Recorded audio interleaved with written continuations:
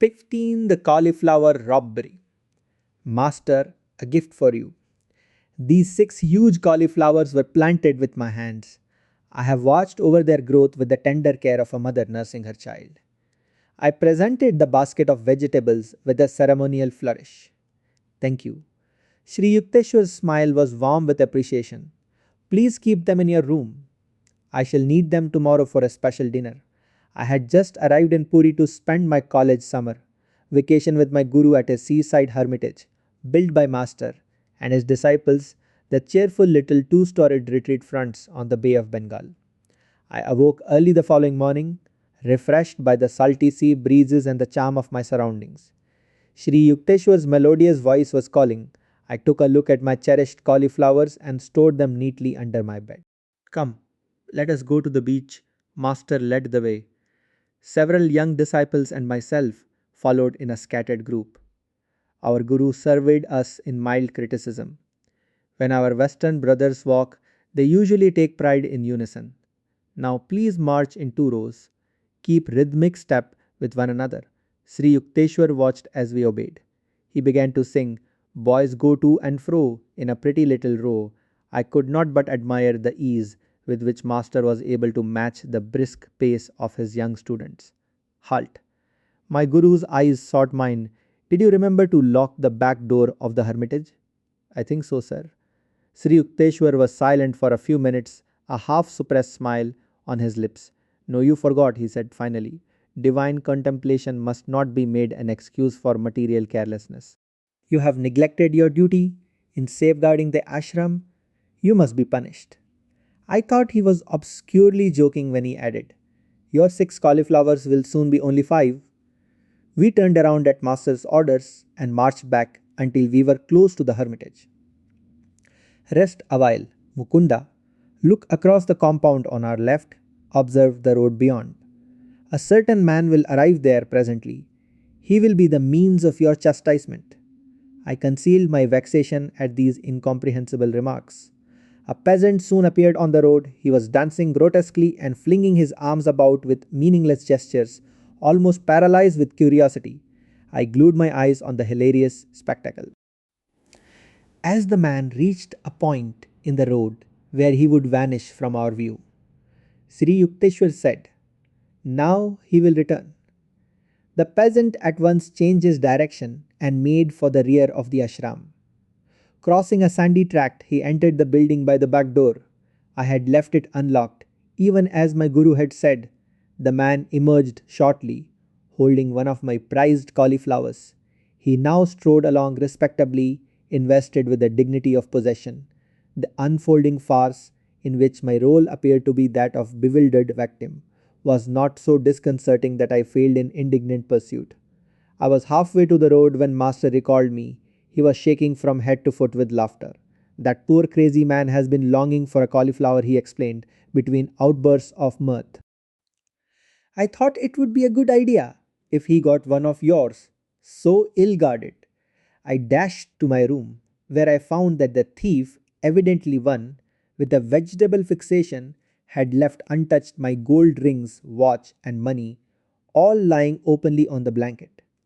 He had crawled instead under the bed where, completely hidden from casual sight, one of my cauliflowers had aroused his single-hearted desire.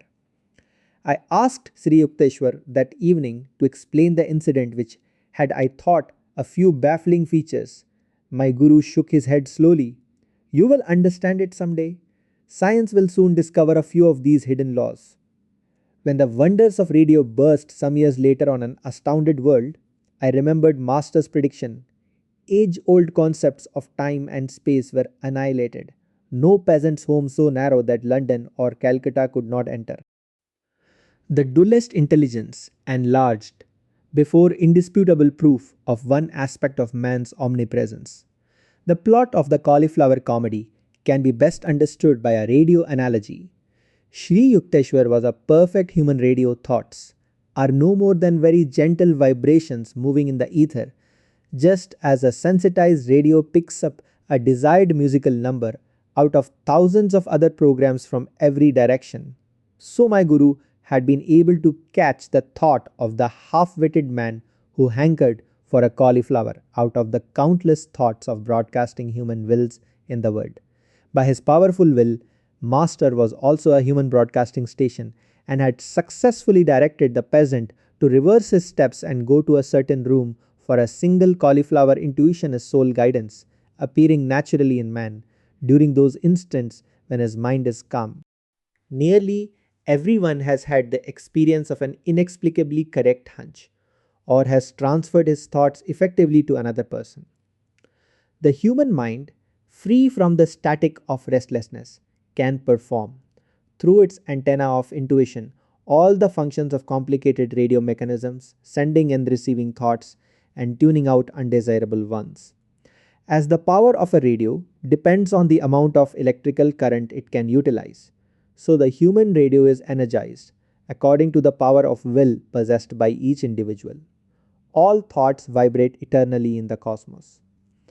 By deep concentration, a master is able to detect the thoughts of any mind, living or dead. Thoughts are universally and not individually rooted. A truth cannot be created, but only perceived. The erroneous thoughts of men result from imperfections in his discernment. The goal of yoga science is to calm the mind, that without distortion it may mirror the divine vision in the universe.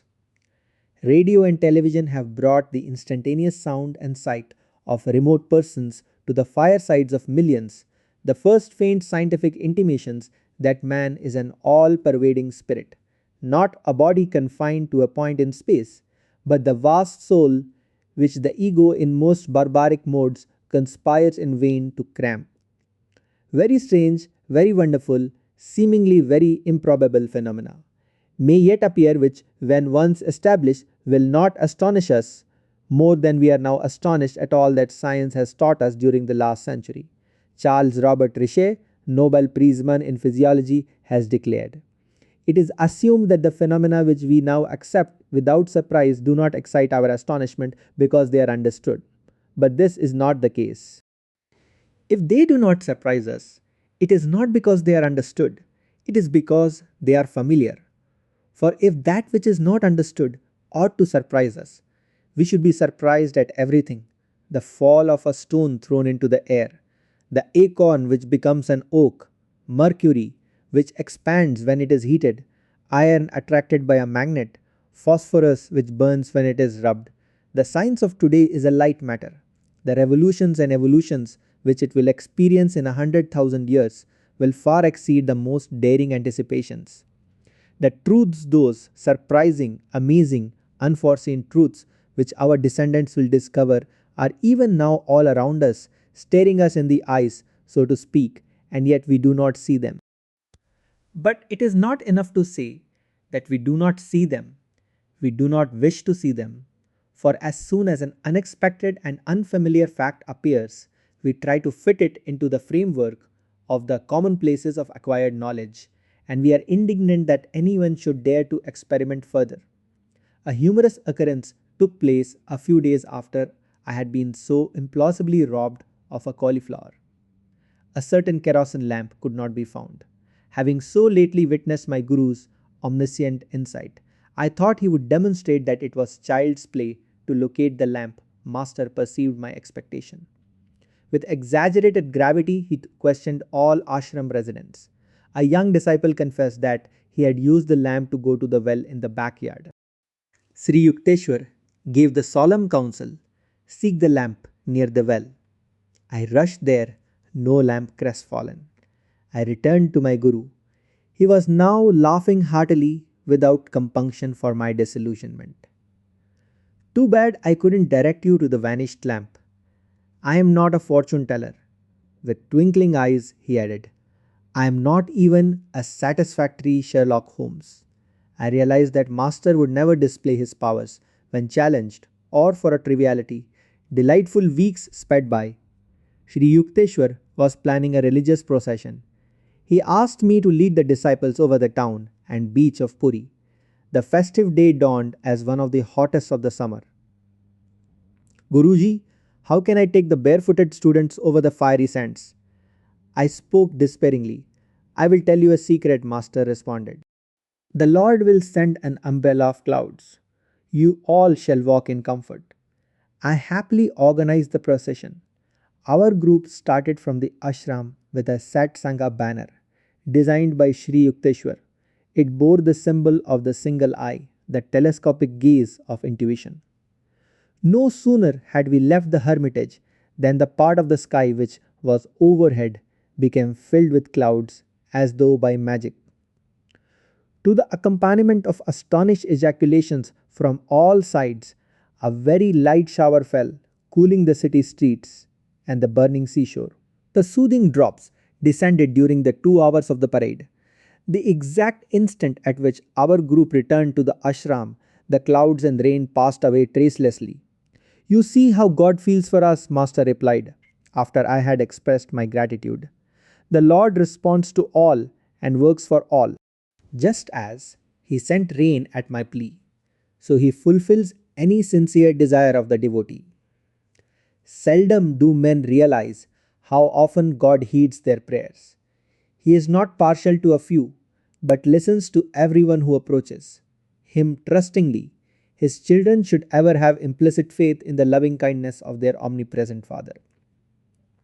Sri Yukteswar sponsored 4 yearly festivals at the equinoxes and solstices, when his students gathered from far and near. The winter solstice celebration was held in Serampore. The first one I attended left me with a permanent blessing. The festivities started in the morning with a barefoot procession along the streets. The voices of 100 students rang out with sweet religious songs. A few musicians played the flute and khol, katal, drums and cymbals. Enthusiastic townspeople strewed the path with flowers, glad to be summoned from prosaic tasks by our resounding praise of the Lord's blessed name. The long tour ended in the courtyard of the hermitage. There we encircled our Guru, while students on upper balconies showered us with marigold blossoms. Many guests went upstairs to receive a pudding of kanna and oranges. I made my way to a group of brother disciples who were serving today as cooks. Food for such large gatherings had to be cooked outdoors in huge cauldrons. The improvised wood burning brick stoves were smoky and tear provoking, but we laughed merrily at our work. Religious festivals in India are never considered troublesome. Each one does his part, supplying money, rice, vegetables, or his personal services. Master was soon in our midst, supervising the details of the feast. Busy every moment, he kept pace with the most energetic young student. A Sankirtan group chanting, accompanied by the harmonium and hand played Indian drums, was in progress on the second floor. Sri Yukteswar listened appreciatively. His musical sense was acutely perfect. They are off key. Master left the cooks and joined the artists. The melody was heard again, this time correctly rendered. In India, music as well as painting and the drama is considered a divine art. Brahma, Vishnu, and Shiva, the eternal trinity, were the first musicians. The divine dancer Shiva is scripturally represented as having worked out the infinite modes of rhythm in his cosmic dance of universal creation, preservation, and dissolution, while Brahma accentuated the time beat with the clanging cymbals, and Vishnu sounded the holy mridanga or drum. Krishna, an incarnation of Vishnu, is always shown in Hindu art with a flute on which he plays the enrapturing song that recalls to their true home the human souls wandering in Maya delusion.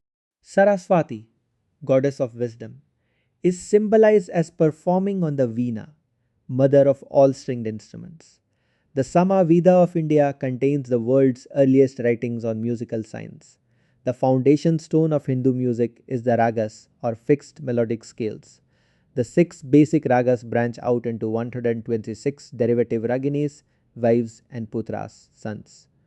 Each raga has a minimum of 5 notes. A leading note, Vadi or king, a secondary note, Samavadi or prime minister, helping notes, Anuvadi attendants, and a dissonant note, Vaivadi the enemy. Each one of the six basic ragas has a natural correspondence with a certain hour of the day, season of the year, and a presiding deity who bestows a particular potency. Thus, 1. The Hindoil raga is heard only at dawn in the spring. To evoke the mood of universal love, 2 Depaka Raga is played during the evening in summer. To arouse compassion, 3 Mega Raga is a melody for midday in the rainy season. To summon courage, 4 Bhairava Raga is played in the mornings of August, September, October to achieve tranquility. 5. Serai Raga is reserved for autumn twilights to attain pure love.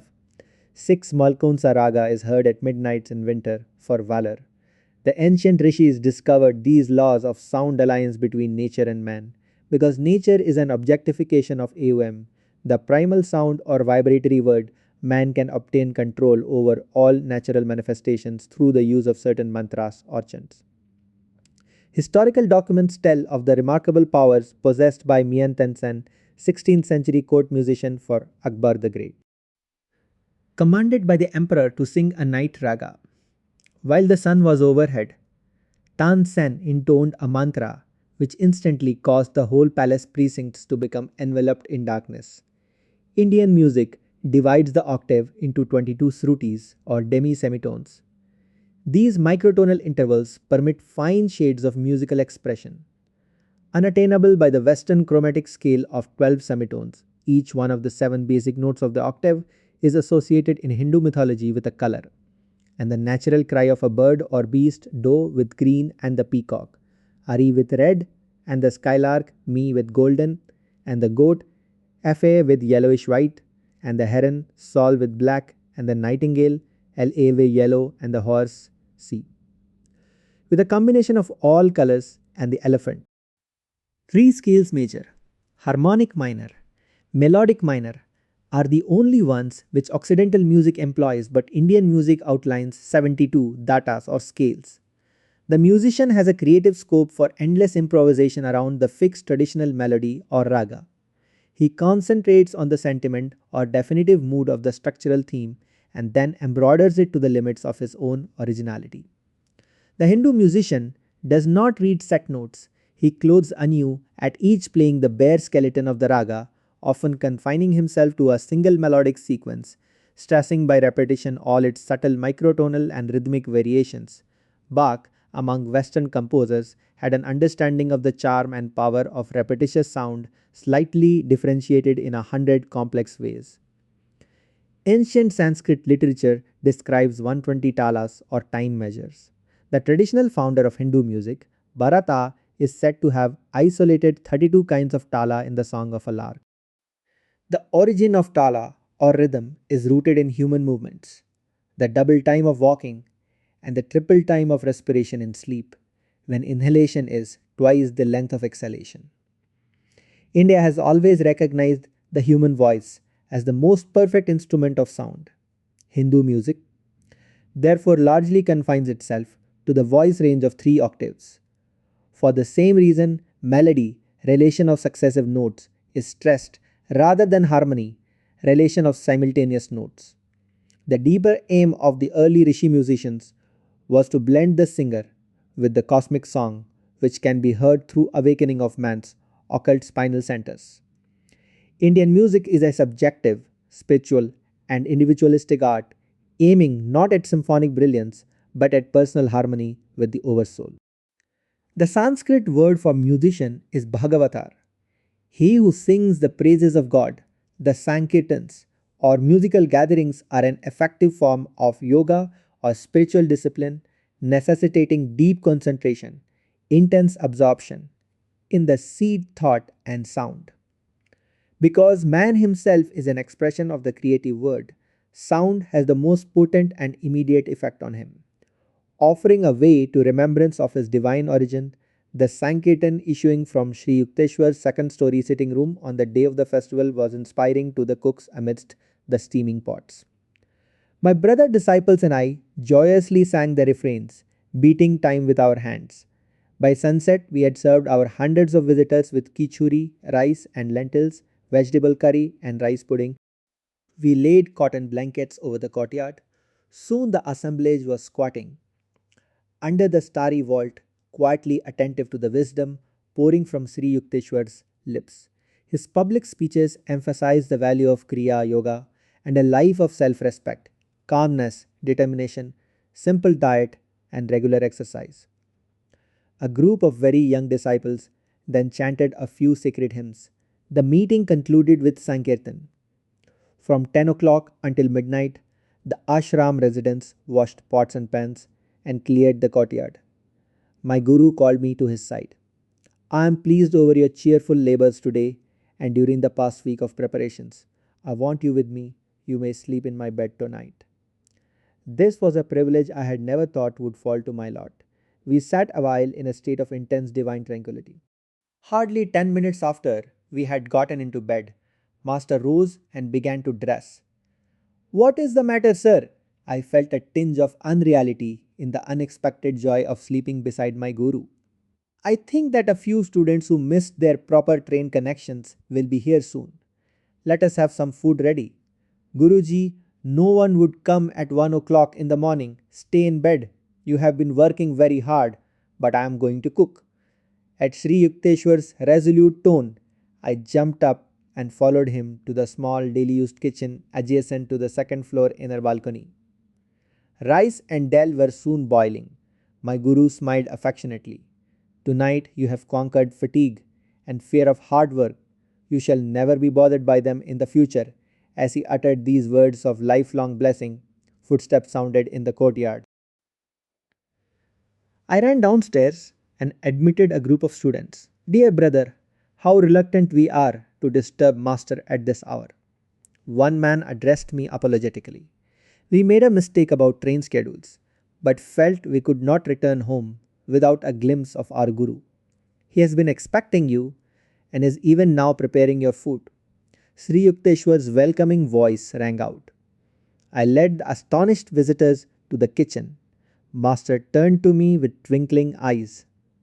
Now that you have finished comparing notes, no doubt you are satisfied that our guests really did miss their train. I followed him to his bedroom a half hour later, realizing fully that I was about to sleep beside a godlike guru.